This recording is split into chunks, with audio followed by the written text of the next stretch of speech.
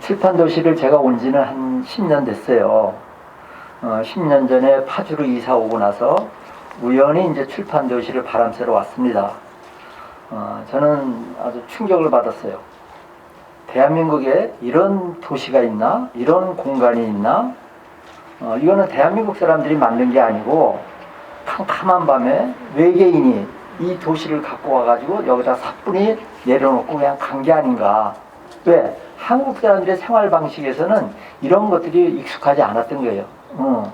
여기 오니까 이렇게 좀 자연도 느낄 수가 있고 나를 좀 돌아볼 수도 있고 또 쉼의 시간도 되고 무엇보다도 이 영성과 영감을 막 만나는 것 같다는 그런 생각이 들면서 이 좋은 공간을 나만 이렇게 누릴 게 아니고 많은 사회복지사들이 이 공간을 와서 좀 같이 누렸으면 좋겠다. 그래가지고 제가 이제 퇴직하기 한 2년 전부터 이걸 이제 준비하기 시작했습니다. 그러면서 이제 출판 도시에 대한 책을 한 10권 정도 읽었어요. 그러면서 역사 공부도 하고 그럴수록 이 도시를 만든 분이 누굴까? 그분은 이 도시를 왜 만들었을까? 어떻게 만들었을까? 이 황무지에서 이런 도시를 만들기까지 얼마나 어려움이 많았을 텐데 그 어려움들을 어떻게 돌파해 오셨을까 하면서 이 도시를 제가 누리면서 늘상 이 마음의 빛이 있는 거예요. 이 도시를 만들 때 저는 사실 벽돌 한 장 보탠 게 없습니다. 그런데 저는 와서 이제 누리기만 하는 거죠. 예, 정말 이 마음의 빛이 커요. 그래서 언젠가는 한번 이 도시를 만든 분을 모시고 꼭 좀 얘기를 듣고 싶다 이런 생각이 있었는데 저 혼자 듣기에도 너무 아깝잖아요. 그래서 이제 여러분들을 모시고 이렇게 이런 자리를 마련하게 됐습니다. 도시를 만드신 이기웅 선생님, 이사장 모시겠습니다. 앞으로 나오십시오.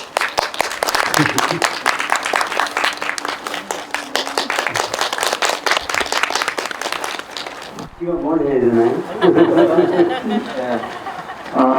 이게 강연이 아니고 정말 이렇게 존경하는 마음이 있다 보니까 자꾸 선생님 이런 말이 나옵니다.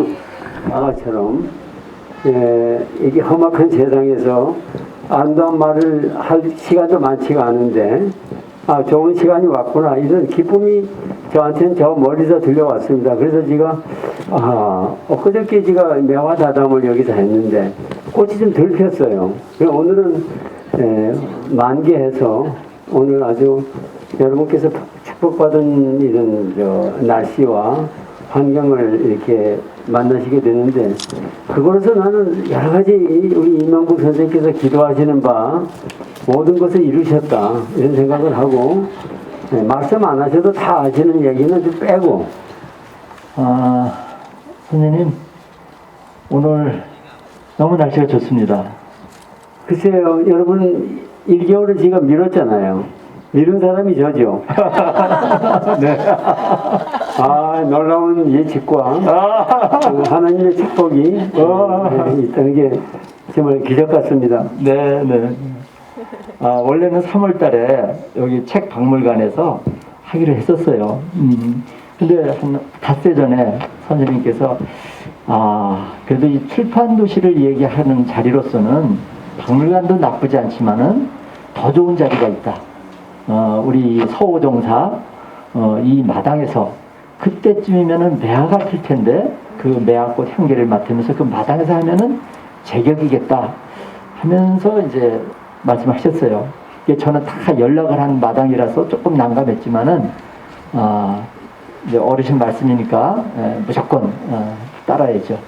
그래 놓고 나서 이제 비가 오면 어떡합니까? 그랬더니 비가 오면 여기 방에 들어가서 하면 되지. 이렇게 해가지고 오늘 날짜가 잡혔는데 정말 매화가 이제 95% 피고 있습니다. 네. 자, 이 출판 도시라는 곳이 어떤 곳일까? 이것부터 먼저 좀 여쭙고 싶은 생각이 듭니다. 우리 눈으로 보이는 것 말고 눈에 보이지 않는 출판 도시가 또 있기 때문에 선생님 출판 도시는 어떤 곳입니까? 네, 왜냐하면 기록이라고 하는 것이 얼마나 무서운 것인가. 선교장 연화당에 보면 책들이 많았습니다. 우리 집에는 10,000권의 서책이 있었다. 이런 얘기가 있을 정도로 책이 많았는데 그 책 속에서 철없이 자라는데 그 책들이 왜 있을까 하는 의문에서부터 시작된 출판에 대한 나의 그 소망이 이제 이 출판 도시까지 발전하게 된 것입니다. 근데 그것은 사연이 긴데 그걸 다 말씀드릴 수 없지만 나의 인생은 여러분이 유추 속에서 다 적당히 이렇게 스토리를 잡아주시고 저는 이 좋은 책 만드는 일들이 참 중요하다. 참 일찍이 깨달았어요. 철이 들었어요. 일찍이. 그래서 그것은 우리 어른들께서 책을 그렇게 소중히 생각하시는 그 모습에서 배운 거죠. 책은 무조건 귀하고 소중한 것이다. 그 안에는 말씀을 담아놨기 때문에 그 말씀이 귀한 거지 그 물리적인 껍데기가 중요한 게 아니라 내용이 중요하니까 그 포장된 그 책도 중요한 것이다. 그래서 뭐 발치에 책을 놓는다든가 머리맡에 놓더라도 절대 발치 쪽으로 책이 안 가도록 방바닥에 놓더라도 놓게 하시고 하는 그런 작은 가르침에서 책의 소중함이 이미 점지된 나의 운명이었다. 이런 생각을 하고 이제 출판계에 들어오니까 출판계도 썰렁하잖아요. 그러니까 거기서부터 불만이 싹 섰는데 여러당을 창립하면서 작년이 50주년이었습니다. 서울 여러당이 50주년, 강릉은 205주년 이 정도 돼요. 그래서 나는 205주년, 6주년 여기 됐을 거예요. 우리 5대조 할아버지께서 여러당을 지으셨으니까 건물을 아주 멋있게 도서관처럼. 그래서 이것이 나는 나의 운명이었다고 생각을 하고 서울 여러당을 창립한 지 50주년. 급저부터 이제 또 60주년을 향해서 가고 있는데 이미 제 후계자한테 많은 것을 남겼습니다. 아직도 발행인 이름으로 남아있지만 그래서 우리 출판도시를 만들 때는 좋은 책을 만드는데 이 책, 일하는 공간이 우리 직원들이 일하는 공간이 이래서는 안 된다.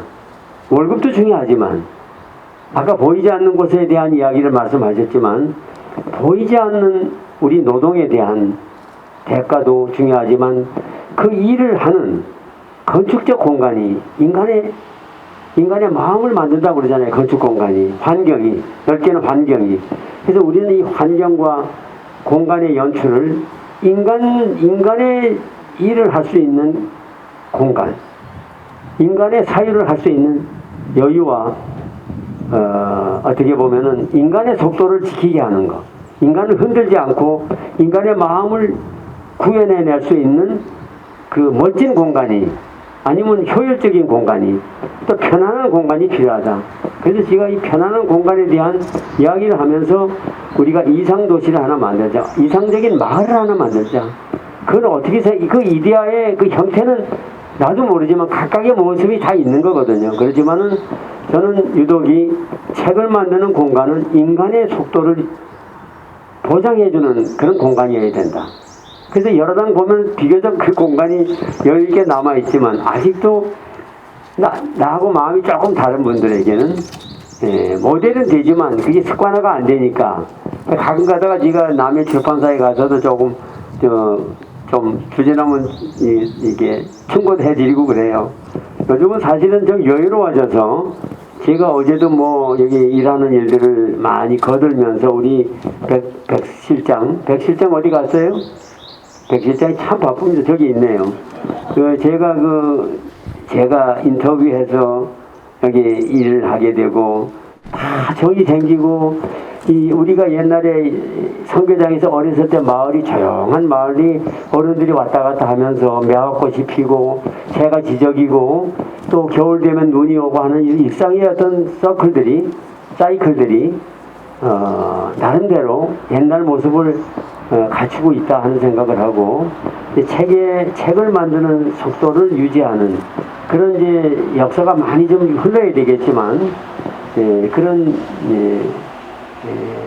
이제 마을이 되기를 하려고 노력을 하고 있었습니다만 선생님 말씀을 짧게 해주십시오. 이렇게 할 방법은 없어요. 제가 한 10가지 질문을 준비했었는데 한 3가지만 질문하는 방법이 현실적인 방법인 것 같습니다. 이 출판도시는 어떤 곳입니까? 라는 질문에 또 많은 그 후속 질문에 대한 대답을 미리 해주셨기 때문에 고맙습니다. 오늘 저희가 이렇게 자리하고 있는 곳이 출판 도시는 이제 아주 현대 도시잖아요. 이제 1990년대 후반부터 이제 건축되기 시작했기 때문에 이제 한 25년 된 도시인데, 이 25년 된 도시에 이 고택이 자리하고 있습니다. 전라북도 정읍에서 있던 집을 이쪽으로 이제 옮긴 거예요. 그래서 우리 출판도시 사람들이 이거 서호 정사라 얘기합니다. 서쪽에 호수가 있고 정사라고 하는 것은 공부하고 학문을 이렇게 토론하는 곳이죠. 옆에 호수 비슷한 이 또 못이 있습니다. 그래서 서호 정읍에서 고택을 이렇게 이관하신 옮기신 왜 그걸 하셨을까, 그 말씀을 좀 여쭙습니다. 네, 좀 길어질까봐 겁나는데 괜찮습니다. 여기 이건기라고 이 옮겨온 기록이 저기 기둥에 서 있습니다. 안내판이. 그걸 읽으시면 참 좋은데, 짧지만 길지만 이 안내판으로는 좀 길어요, 문장이. 제가 그걸 직접 썼습니다. 제가 원고를 왜 옮겨왔는가, 어떻게 옮겨왔는가, 그 어떻게 해야 되는 것인가, 앞으로 이것이 어떤 기능을 하는지 다 적었습니다.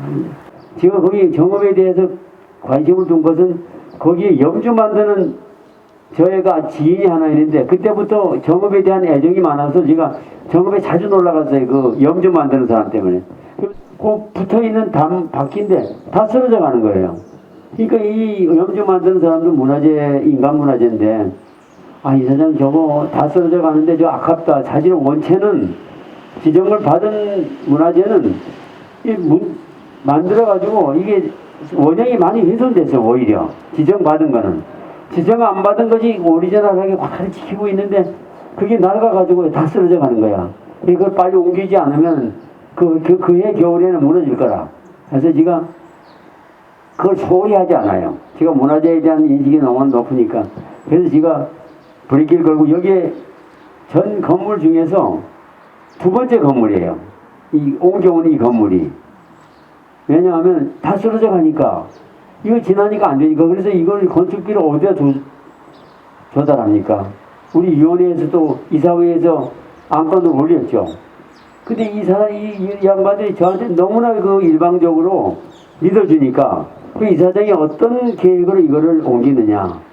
그래서 내가 한 1억 한 3천 들었어요. 옮기는데.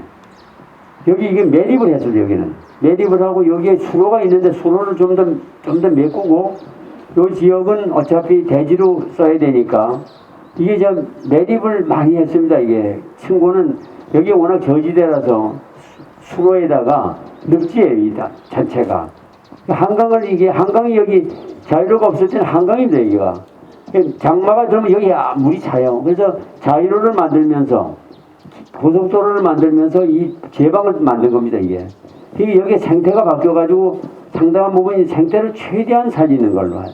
그래서 여기는 그래도 이것을 어디다 갖다 놔야 되는데, 이 아시아센터의 여기 정원이에요. 이 정원을 만드는데, 이것이 오히려 무슨 예술품을 갖다 놓는 것보다, 예술품 1% 법이라고 아시죠? 건물에 어줍지 않은 예술품 갖다 놓는 것보다 이것이 원래 근거가 분명하고 예술품보다 더 예술적인 품위를 지녔고, 그래서 이걸 옮기겠다고 했더니 처음에는 파주시에서도 무슨 말인지 몰라요. 이거 건물인데 왜 예술품이냐. 여보세요. 건물보다도 예술품보다도 훨씬 내가 예술책을 내는데, 이렇게 해서 설득을 해놓고 보니까 과연 예술품보다 어떤 것이 나으냐. 이게 낫습니다. 오히려 의미도 있고, 어줍지 않은 예술가의 주관성에 의해서 예술도 아닌 예술가들이 차고 넘치는 시대에 우리가 예술연하지 않으면서도 예술보다 더 아름다운 우리의 문화재를 같은 값이면 다홍치마처럼 여기다가 우리가 아름답게 옮겨오는데, 우리 이사회가 동의를 한 거예요. 우리가 다 개인적으로 돈을 내면서 자기 집을 지면서도 우리 회원들이 한번 그런 덕성스러운 마음을 가지고 희생적으로 입주를 한 거예요. 여기에 돈 다 내면서.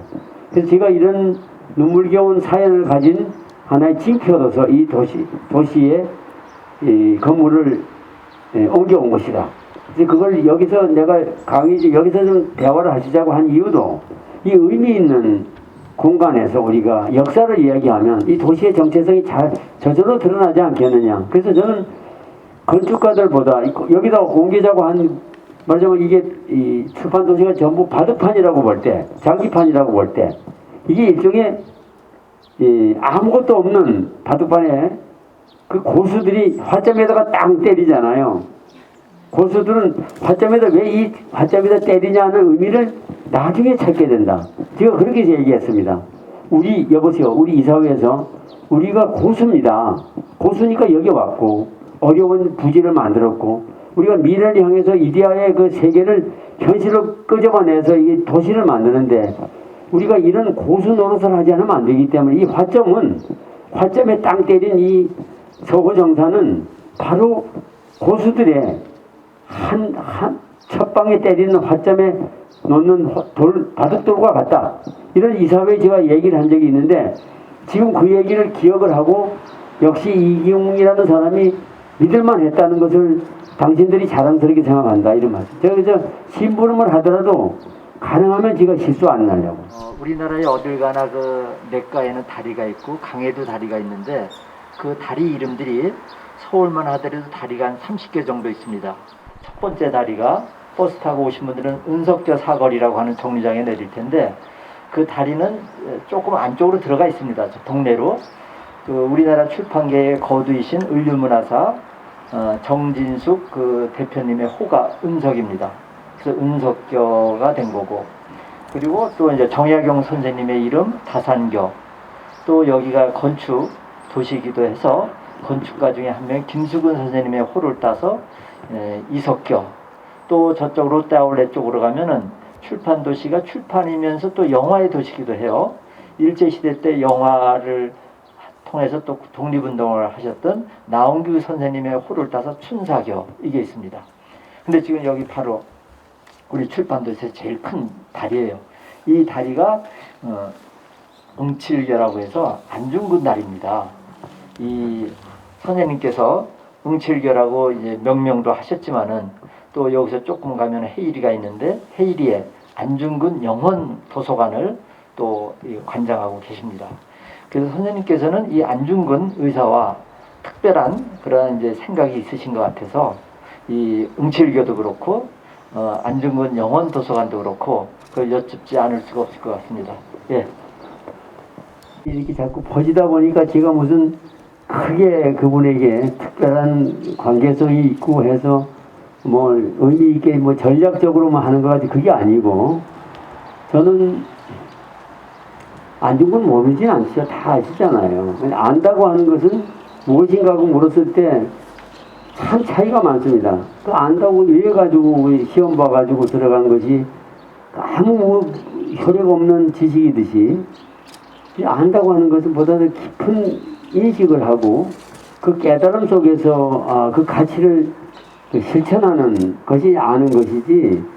그래서 나는 안중근도 그런 정도로 제가 머물러 있었어요. 근데 출판 도시 하면서 참 괴로웠어요. 무지 되는 게 하나도 없는 거예요. 제가 여러분 그냥 멀쩡한 것 같지만 정말 잠을 못 잤습니다. 그리고 매일매일 무릎 꿇고 기도했어요. 야, 내가 왜 이렇게 부족한가? 저 사람은 왜 내 말을 이해 못 하는가? 왜 합의해놓고 저 거짓말 하는가? 뭐 말하는 것에 대한 신뢰를 거의 뭐 지키지 않는 거예요. 모든 사람들이. 그래서 제가 이제 도시를 이제 착수를 하는 거예요. 이제 뭐 근데 점점 어려워지는 거예요. 일단 가슴이 벅차고 숨차고 아니 이 도시를 하겠다고 하는데 다 합의를 해놓고도 이탈하는 거예요. 이탈. 사람들이 그 약속을 제가 뭐 소나무야라는 노래를 좋아하는데 그 노래를 많이 불렀어요. 이제 소나무요 변치 않는 저 모습 눈 오는 겨울날에나 비 오는 여름날에나 늘 풀어요. 근데 꾀꼬리는 꾀꼬리 꾀꼬리는 꾀꼬리여 너의 마음도 응? 왜 여름에 부르던 노래 겨울에는 왜 안 부르나? 응? 소나무의 노래에 맞춰서 그런 노래를 했어요. 사람은 어젯밤 맹세도 날 새면 잊어버리는 거야. 사람이 제일 문제가 많다. 이걸 지금 얘기하면서 마냥 그 노래를 불렀어요. 누가 이렇게 모임에 가서 우리 출판인들이 야 이사장 노래 한번 하라고 그러면 오 사람아, 응? 어제 부르던 노래 어제 맺은 굳은 약속 날 세면 잊어버리나 들으라고 말이야 우리 동료들. 그 다음에 꾀꼬리 너 마음도 그래. 사람하고 또 닮아서 여름에 부르던 노래가 또 신나게 부르더니 겨울에 나입 다물고 어디 숨어버려. 근데 소나무는 비가 오나 눈이 오나 나는 소나무를 좋아한다. 여러분 알았지? 이런 식으로 내가 노래를 많이 했던 그 순진무구하죠 뭐. 사실 사람들이 참 이기용 순진하다고 그래서 야 그 뭐 속였다고 뭐 그거 가지고 자꾸 문제 삼지 말아 다 그런 거야. 이렇게 말하는 사람들이 흔해 빠졌어요. 그게 말이 됩니까? 생각해 보세요. 그 약속도 말이야. 그래서 이제 위대한 기약이라는 게 있는데 그 약속을 다 하게 했어요. 내가 워낙 그걸 파고들으니까 사인을 안 하는 거야. 위대한 기약이라는 걸 맺었어요. 출판인들과 건축가들이 계약을 해야 될 거 아니에요. 근데 평당 얼마 설계비 받냐? 거기서 다 나자빠지는 거야. 이야, 평당 얼마면 그러니까 이제 표준을 만들어 달라는 거야. 막상 계약서 들여대니까 다 아우성이 그냥 시뻘게 해야죠. 그래서 내가 승효성 씨하고 제안을 했어요. 참 내가 그 놀라운 제안이 우리가 계약서를 쓰는데 그게 우리 헌법 전문 보세요. 우리 헌법을 만드는데 우리 대한민국은 민주공화국이다. 헌법 전문이 있는데 그것은 좀 아리송해요. 그러나 우리의 그 빛나는 한민족의 오랜 역사 속에서 우리 한국 국민들은 이렇게 살아야 되고 이걸 지켜야 된다 하는 법을 그 전문에 보면 멋지게 써놨잖아요. 근사하잖아요. 뭐 국민교육헌장도 근사하잖아요. 그리고 외국 그랬잖아요. 취지. 그러니까 사람이 좀 궁죽통이라고 말이죠. 계약서를 하나도 사인 안 하는 거예요. 진척이 안 되는 거예요. 의도된 계획 안 되는 거예요. 이게 개판 돼버리는 거죠. 엄선해서 건축가들도 수준급의 건축가를 그 안에 골라놔야 된다. 그렇게 이제 몰고 가니까 그래서 이게 겨우 된 건데 그 과정에서 보면 뭐 이탈자가 생기는데 그게 마음의 문제예요. 사람이 너무 초라한 거야. 위대한 계약에다 약속을 해놓고 그 위대한 계약에 헌법 전문에 나타나는 그런 멋진 글이 한번 보세요. 우리 책에 다 나옵니다.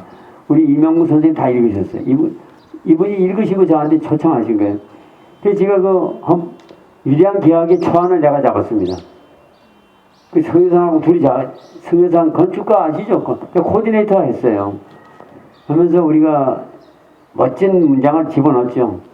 제일 첫 번째 보면 우리는 오랜 건축사에 나타난 그 초라한 이게 이 건축을 잘해야 되잖아요. 우리나라 대한민국의 도시나 농촌도 그렇지만 건축이 근사해야 되는데 전부 초라하잖아요. 난개발하고 그런 건축의 얼룩진 역사를 우리가 극복하고 또 우리 책의 역사도 정말 여러 가지 문제가 많잖아요. 뭐 우리 친일 문학론도 있고만 이런 어떤 얼룩진 우리 책의 문화를 이번에 이 도시에서 극복하기 위하여 이 위대한 계약서를 쓴다 이렇게 취지가 그래요. 그러니까 그러나 마지막에 가면 모든 개별 계약은 이 위대한 계약에 종속된다.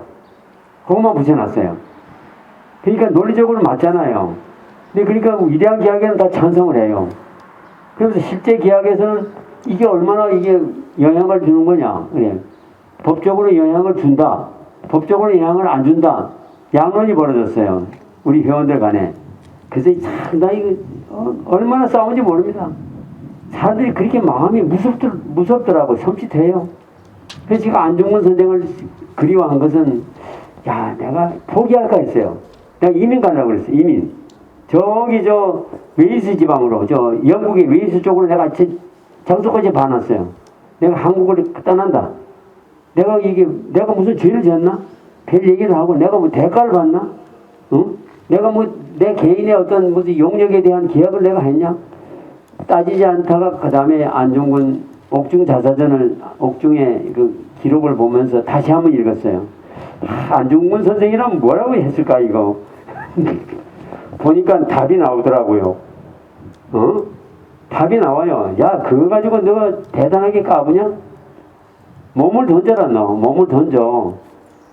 몸을 던지면 해결이 돼. 네가 몸을 안 던지니까 자꾸 수가 생기잖아. 수 가지고 싸우려니 안 된다. 그래서 그때부터 제가 그냥 사람이 좀 달라졌어요. 그래가지고 안중근 선생을 우리 정신적인 감리인으로 모시자 제안했어요. 했더니 근데 그거요, 지금까지도 안중근에 다가간 사람은 많지 않아요. 많지 않아서 제가 영원도서관에 모셨거든. 여기서 모시던 걸 제가 가져왔어요. 여기서 돌볼 사람도 없어요. 돌봄이 아시죠? 사람이 돌보는 나이까지 가면 돌봄이 뭔가를 알아요. 사회복지라든가 이런 것이 왜 있느냐 하면 돌봐줘야 되니까요. 대가만이 아니라, 대가는 당연히 사니까 따라가야 되지만, 돌본다고 하는 그 마음이 얼마나 지극하지 않으면 이루어질 수 없는 거예요. 그러니까 나는 그런 마음을 배운 거예요. 안중근 선생을 내가 돌봐드려야겠다. 그리고 저분은 우리 대한민국을 돌보실 것이다. 대한민국 아니 세계를. 그 최근에 그 안중근 기념 도서관에 벽면에 우크라이나 깃발을 걸려고 지금 준비하고 있어요. 파주에서는 거의 유일해요. 내가 조사까지 해서. 파주는 평화의 도시인데 이게 우크라이나가 뭐냐? 그건 젤렌스키 편도 아니고 푸틴 편도 아니에요. 그 희생당하는 그 우리 가엾은 우리 시민들을 향해서 우리가 외치는 거죠. 출판 도시도 그러고, 출판 도시도 후배가 거의 다는 걸 보고 여기도 그 걸으면 안 되냐고 해서 그거 허락은 나한테 받지 마라. 나는 안중근 선생의 말씀에 의해서 3월 25일이 그 안중근 순국일이었어요. 거기서 내가 ROTC 후배들을 모아놓고 여기 안중근 순국일에 발의를 하는데 그 우크라이나 깃발을 걸어라. 그래서 우리 ROTC 중앙교 회장이 와서 걸어요. 헤일이가 아마 밝은 그 미소가 뜰 거예요. 그리고 우리가 싸움을 말려야 된다. 그럼 말리는 방법이 있습니다.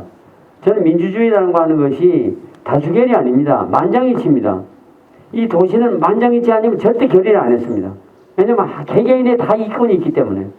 그러니까 양반이 다 합의해 줬어요. 합의하는 방법이 있습니다.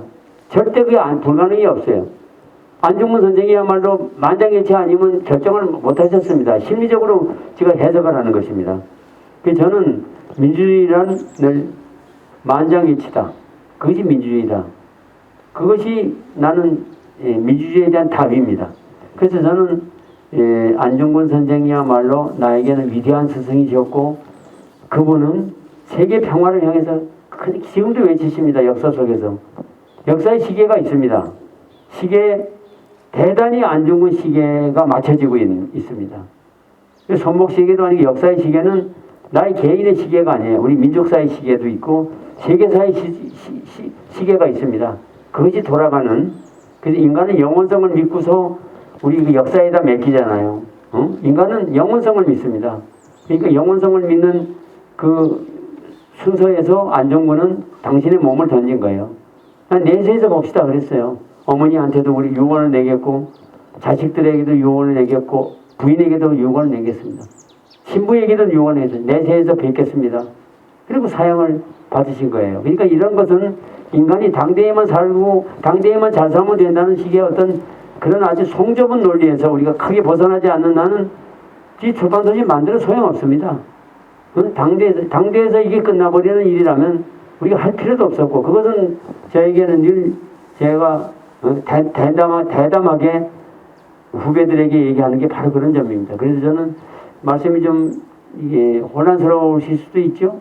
저는 제 진정성은 거기에 머물러 있고, 그래서 저는 안중근은 지금도 호흡을 하고 계신다. 그리고 우크라이나에게 깃발을 걸어라고 하신 말씀도 안중근에서 흘러나온 말입니다. 그날 우리가 논의하니까 만장일치예요. 그 우리 후배들이 뒤가 이제 원로가 됐습니다. 이게 가장 중요하기 때문에 이런 부분들을 제가 여기서 많이 아직도 좀 아쉽게 외치고 있습니다. 네. 여기 옆에 있는 것이 응칠교, 안중근 의사의 아호가 응칠입니다. 그래서 응칠교, 헤일이 가면 또 안중근 영원 도서관이 있습니다. 그래서 왜 그렇게 안중근 의사를 모시는지 여쭤봤더니 여러분 그 순서지에 그 1페이지 그림이 있지만 만나면서 이제 이 출판 도시를 어떻게 운전해라 하고서 뒤에서 코칭하는 거예요. 우리 사회복사 말로 얘기하면 슈퍼비전을 주는 거죠. 선생님한테. 예. 북한산에서 그 출판인 산악회 그 활동을 하시면서 출판 도시를 이제 꿈을 꾸셨고 그 지난한 그 세월을 이겨내시면서 또 이렇게 설계하셨고 그래서 오늘의 출판 도시를 저희들에게 물려주셨습니다. 그 30년 넘는 동안 많은 어려운 점이 있으셨을 텐데 그 어려움을 어떻게 헤쳐나오셨는지 그걸 좀 여쭙고 싶습니다. 아까 잠깐 말씀드린 되게 그렇지 사소한 거 다 일일이 말씀드릴 수 없지만은 가장 중요한 것은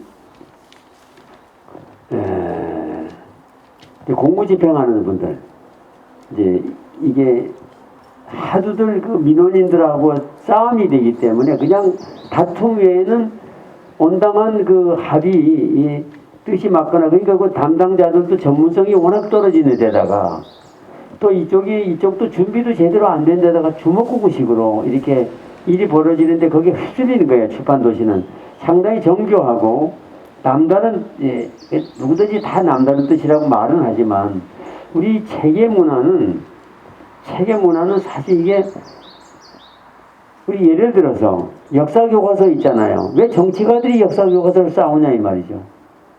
그리고 한국과 일본 그 역사 논쟁도 한국의 학자들과 일본의 학자들이 한일 관계에 관한 그 역사적 기술을 합의를 봐야 됩니다. 그 지시성이 담보되지 않는 어떤 기록도 교육이 될 수가 없어요. 저는 이 편집자라고 하는 거지. 책의 편집자는 지고지선한 마음을 가진 사람이 아니면 책을 못 만들어서는 안 된다는 생각을 합니다. 그건 거짓을 가르치는 거예요. 원고부터 거짓이라면. 그래서 저는 여러 당 직원들이 지금 왜 좀 열람되지만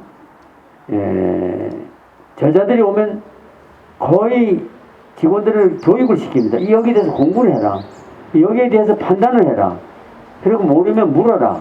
전문가를 찾아다니면서 이게 옳으냐 그러냐는. 그래서 이 책을 낼 것인가 안 낼 것인가가 이미 검증이 된 저자들도 있지만 그 검증이 필요하다 하면 철저하게 검증을 해서 우선 이 과정은 누구를 위한 과정이냐면 편집자의 실력을 기르는 과정이에요. 사실 이 도시도 편집학교를 만들어서 근데 이 파티라는 학교가 사실 그 대안이 되긴 되지 대안이 될 수가 없어요. 상당한 부분 교육을 시켜야 됩니다.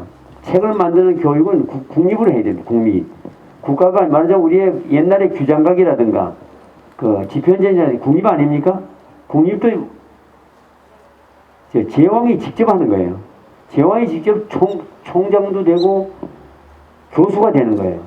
그리고 교수도 무조건 하는 게 아니라 고매한 학자들을 제왕이 발탁을 해서 간접적으로 그 사람을 통해서 이게 이루어지도록 하는 것이 책의 기록입니다. 그러니까 이게 책을 엄격한 무슨 무시무시한 존재로 생각을 해야 되는데 언론 출판의 자유라고 그래서 자유는 진실을 기록할 만한 책을 낼 수 있는 자유는 있지만 거짓을 마음대로 낼 수 있는 자유는 없는 거예요. 이 노경에도 계속 그 진실성에 대한 기록의 확실함, 신뢰성, 그리고 그것에 대한 책임감, 이것이 늘 이렇게 따라야 된다는 얘기를 하는 이유가 거기요. 얘기한다고 되는 게 아니라 사회가 그런 척도를 만들어야 하는데 그게 안 되니까 아무리 여러 당이 고립무원한 상태에서 이게 되겠습니까? 사회적 가치를 하기 위해서 많은 사람들이 우리 사회적 가치를 위해서 함께 싸우지 않으면 안 되는 얘기예요. 저는 이 개인적으로 말해야 소용없고 이것도 제가 늘 얘기를 많이 하면서 하나의 표준화 작업을 하고 애는 씁니다. 그러나 이것이 너무 소홀히 하고 있기 때문에 일본한테 선진국한테 밀리는 게 가장 중요한 게 출판입니다. 책이 많이 나간다, 많이 본다까지 되는 게 아니에요. 어떤 책을 어떻게 보며 그 책이 얼마나 효과가 있느냐 하는 문제들은 굉장히 중요하고요. 책이 겉으로는 번듯하지만 그 내막에서는 얼마나 오류가 많으면 어떻게 되는 것인가. 그리고 이것은 실험적으로만 쓴다고 해서 자꾸 온 책이 다 있는 게 아니에요. 실험적인 책들을 어떻게 다 읽습니까? 그러니까 이런 것을 엄격하게 골라서 읽는 문제, 이런 독서교육의 문제, 이런 것들이 산적해서 우리를 지금 감시하고 있죠. 그래서 그런 어려움 같은 것을 제가 뭐 전문가처럼 말씀드리는 것보다 제가 해왔던 어떤 표준화 작업은 내가 하고 할 수 있고 관여할 수 있는 선에서 머물러 있다고 봐야 되고, 그것이 얼마나 뭐 영향을 줄 수 있는 가치가 있느냐, 아니면 영향을 주느냐, 이런 문제들은 상당히 제가 뭐 주관적으로 말씀드릴 수가 없고, 상당한 그 비평가들이 독자들의 그 안목이 그걸 이제 지켜내줄 수밖에 없는 사회 심리학적인 요소가 있습니다. 단어를 통해서 이데아를 표현하는 거예요. 이제 그런 것이 이제 우리는 인간다운 대화이기도 하고 사랑하는 방법이기도 하고 또 균형을 유지하는 여러 가지 인간의 삶을 이 도시에서 찾으려고 했죠. 이 도시도 그 이상도 아니고 그 이하도 아니다. 나는 이 도시에 제가 쏟아본 것은 하나의 그 법례로서 이 도시가 존재했으면 좋겠다고 하면서 잔소리 해대고 뭐 해야 되는데, 그게 참, 그러니까 일장춘몽이라고 말하는 사람 앞에서 할 말이 없죠. 영원도서관 시리즈 이런 걸 이제 보다가 하여튼 제가 새로운 전범을 만들려고 나름대로 규장각에 우리 정조 임금님, 또 세종 임금님, 집현자는 그 학사들과 더불어 인생을 살고 싶다는 생각이 자꾸 들고, 그 집현자는 편집실이 어떻게 생겼을까? 그게 전 제일 궁금해요. 규장각도 그렇고. 규장각은 좀 연대가 낮기 때문에 대략 짐작을 해요. 그림도 많고. 이게 하여튼 그런 어떤 역사 속에 우리가 빛나는 선배님들이 나의 롤 모델이죠. 정조 임금님. 규장각을 만드시고 부임하시자마자 즉위하시자마자 규장각을 잘 아시는 분인데도 규장각이 책이 몇 건이 있냐 조사해오라고 그랬어요. 첫날 임금님으로 등극하시면서 다 아는 규장각인데도 불구하고 신하들한테 규장각의 도서 목록을 가져와라. 가보니까 빈약하게 이럴 데 없어요. 전부 중국 책이야. 그런 데서 제가 국수주의가 아니라 민족의 혼을 일깨우는 우리 선배님들의 그 솜씨와 말씨가 다 느껴지는 거예요. 그러니까 그런 분들이 이제 저에게는 정말 역사에 남을 흉내내기 이런 것들을. 열화당도 박는 성교장 안에 참 아름다운 규장각은 국립이지만 열화당은 사립이다. 사립도서관이다.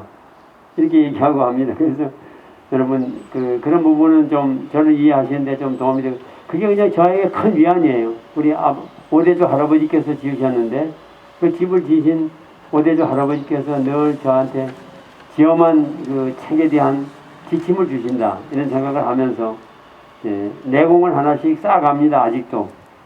그러니까 내공이 있을지 모르지만은 열화당 책박물관으로 이동하겠습니다. 문 열어놨나 모르겠다. 이거 핸드폰을 안 가져가세요. 제가 여기를 본적을 잠깐 말씀드리면, 원래 이 열화당 책박물관은 박물관으로 한 게 아니고 제 개인 서재였어요. 개인 서재였는데 그걸 조금 근데 요 건물을 제가 이 출판도시의 사례로 하나 소개를 해드리는 거예요. 출판사가 저기 구관하고 신관이 있는데 그게 신관입니다. 그래서 이 영국 건축가가 설계했어요. 플로리안 베겔이라고. 저기도 나보다 한 살 안 했는데 몇 년 전에 돌아가셨어요. 나하고는 아주 친했습니다. 양반이 정말 도시의 개념을 만든 분이에요. 송여상 선생한테도 이제 거의 스승뻘이라고 해도 돼요. 선배지. 영국 런던 대학 교수. 이 뜻이 좀 모델 건물을 지어달라고 해서 이 양반이 구관을 먼저 지었습니다. 그리고 신관을 여기는 건물이 여기 옆에 보면 그 쌍둥이 건물 같은 게 또 있는데 그 건물하고 요 두 개만 설계했지 양반이 딴 거 설계를 안 했어요. 그래서 하나의 모델하고 있었는데 이 양반이 이것은 이쪽은 우리 저자분들 돌아가신 분들 이거 모신 자리고 여기는 이제 우리 나의 이제 선교장 그 어른들 돌아가신 분이 그래서 여기 이제 하나의 그 조그만 교회입니다. 이게 저에게는 감실인데 결국은 인간은 영원히 사는데 이분들이 있음으로써 내가 있었고 이분들로 하여금 이게 우리를 이게 잘 보살펴 주시사 하는 역사에 이제 기억을 하는 공간이에요. 작지만은 그래서 여러분들 사인하시고 싶으면 좀 사인해 주셔도 되고 어떻든 우리가 이런 교감 속에서 책을 통한 교감 속에서 인생을 살아야 되니까 이것이 나의 이제 성전이기도 하고 나의 이제 기억의 공간이기도 하고 또 책을 이제 위한 어떤 자료 공간이기도 하고 다 목적이에요. 그래서 이건 지금 하나하나 한 땀 한 땀 내가 모은 거지. 그래서 여기는 새 책들 공간이고 저쪽은 또 이제 옛날 예책 공간들이고 저기 그 골목 들어가면 그래서 이걸 다 프로리안이 다 생각하고 그 선교장에 가서 하루 자고 건물에 대한 이제 느낌을 가지고 이 신관을 지었습니다. 그래서 저는 구관은 또 그 양반이 나름대로 또 출판사 공간으로 만들어줬고 그 건축가들의 힘이라는 게 참 놀라운 게 그 건축주와의 교감이 잘 이루어지는 경우가 있는데 이게 딱 맞는 그리고 저 1, 2층이 이제 이 박물관이고 학예실장 방도 따로 있고 그리고 3, 4층은 제 개인이 저 관장이고 또 여러 당 발행인이지만 이제 은퇴해서 3, 4층은 제가 쓰고 그래서 그 3, 4층 휴일일 때 못 나왔어요. 그 사람이 잘합니다. 아주.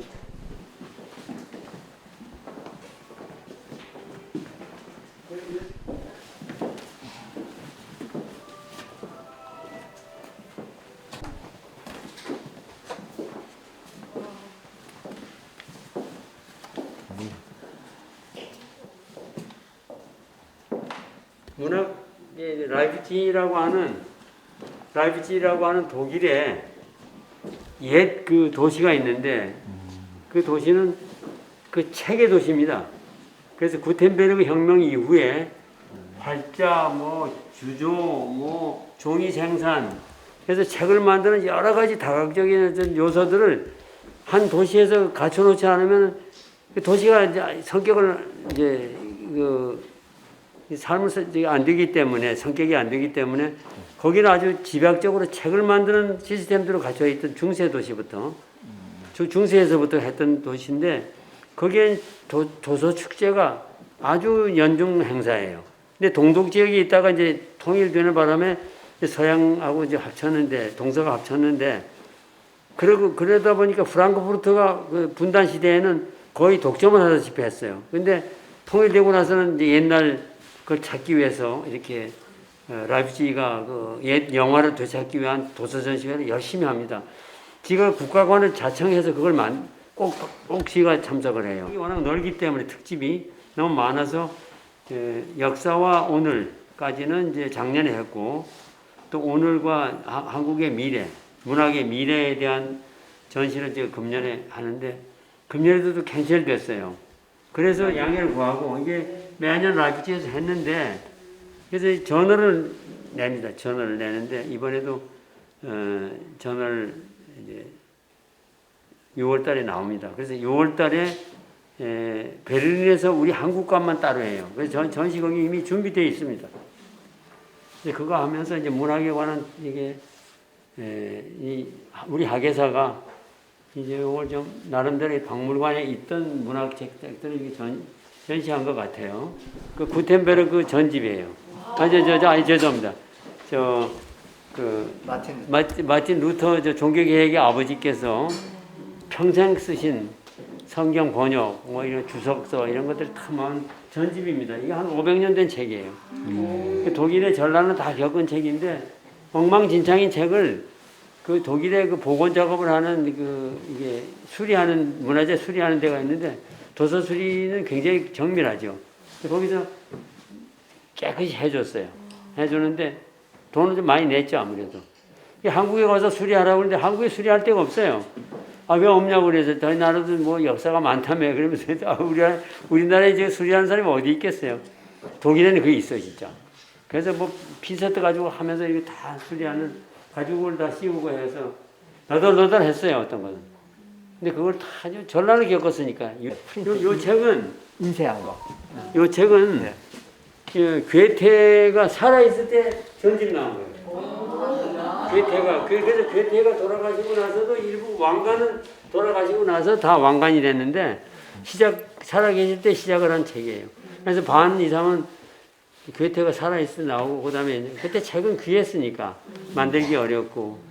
하여튼 구텐베르그 혁명 이후에 이제 책의 혁명이 결국은 문명의 혁명을 만든 거죠. 그런 어떤 기억을 하면서 여기는 뭐 너무 뭐 그렇게 좋은 박물관이라고 볼 수 없지만 정성은 한 개인의 정성은 있다. 맞게 거기에 책을 만들면서 책과 소통하지 않으면 안 되는 끊임없는 그 흔적들이 모여 있는 거다. 이 조그만 이제 우리 한적들도 다 펴갑을 했어요 지금. 너덜너덜한 책들 지금 한 땀 한 땀 이거 다 정성이니까 아이고 이거 거창주의자한테는 좀 못 당하지만은 그래서.